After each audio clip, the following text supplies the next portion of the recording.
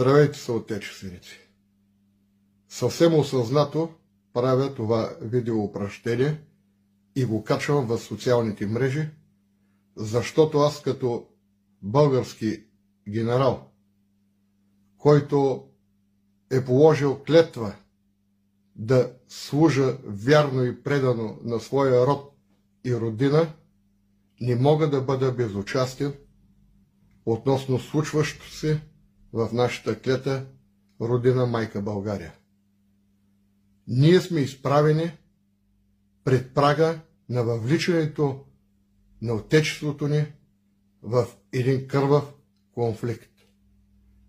През последните дни една разбесняла се клика, наречена евроатлантическа, няма спиране и задръжки. Те бяха домакини на Парламентарната асамблея на НАТО и именно тук от нашата столица те предприеха следващата стъпка към разрастването на конфликта в Украйна и превръщането му в глобален конфликт. Конфликт, който няма да заобиколи нашата страна. Единственият достоен държавник към този момент се оказа нашият президент, той и мой колега, генерал Румен Радев. В неговата позиция, която той най-после изрази открито в Унгария и я затвърди след това в Швейцария, че конфликтът в Украйна, между Русия и Украйна, има само едно единствено решение, а именно по дипломатичен, мирен път. Всяко по-нататъчно снабдяване с оръжие от всякакъв калибър, от всякакви системи, ще доведе до разрастването на конфликта и превръщането му в Трета световна война.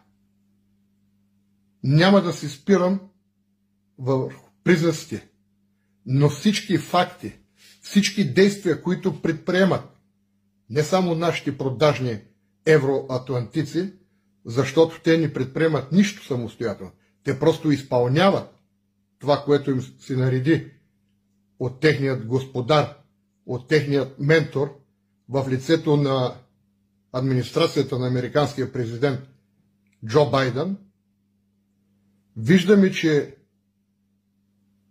страните от НАТО и от Европейския съюз все по-настойчиво, все по-яростно и все по-пагубно насочват своите действия към разрастването на конфликта. Ще припомня и ще перефразирам един цитат от Бисмарк, създателят и обединителят на съвременна Германия, на едни негови думи, които той изрича преди малко повече от 150 години. А той казва: за да бъде подкопано могъществото на Русия, са необходими да бъдат предприети следните стъпки.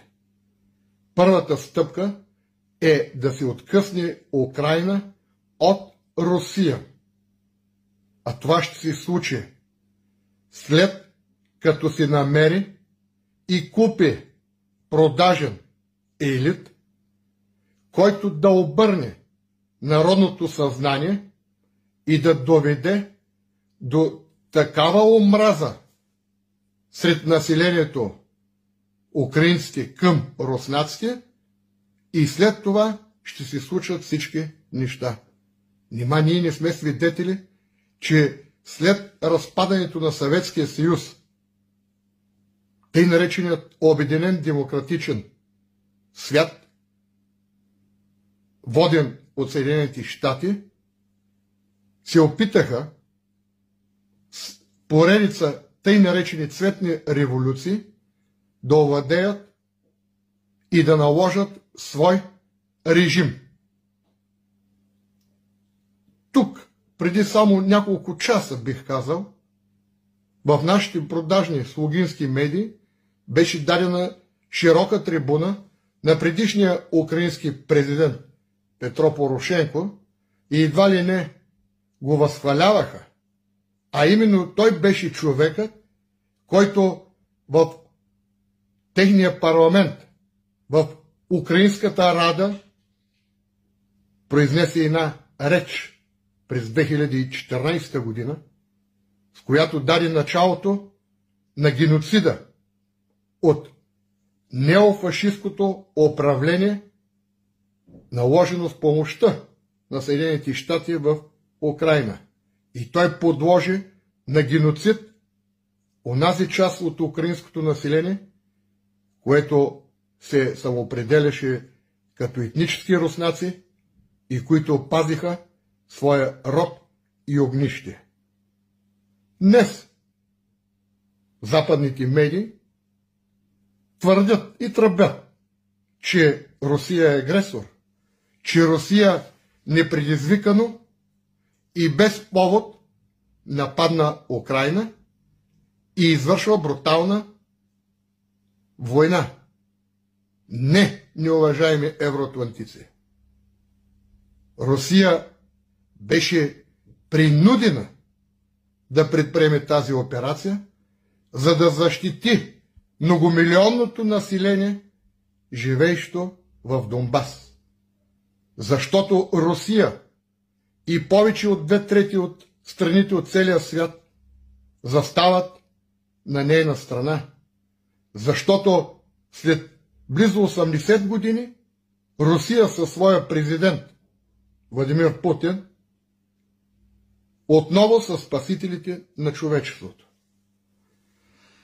Ето защо, уважаеми сънародници, пред нас стои една дилема. След 2 седмици ние сме призовани по-точно, да се явим пред избирателните урни и да дадем своя глас и да определим кои политически сили да ни управляват.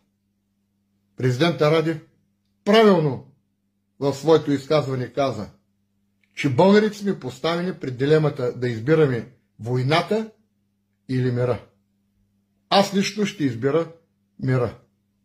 Защото като български генерал аз съм си клел да защитавам своята родина, своя народ, а не да изпълнявам безпрекословно чужда воля и да преследвам чужди интереси.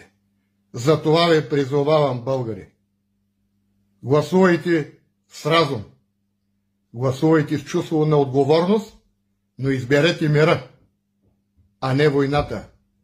Защото нашите деца, защото ние самите ще гинем мърцина за чужди интереси. Не на евроатлантизма, да на българщината, да на българския дух, на българската култура и на българската гордост. Бъдете живи и здрави сънародници и гласувайте за мира.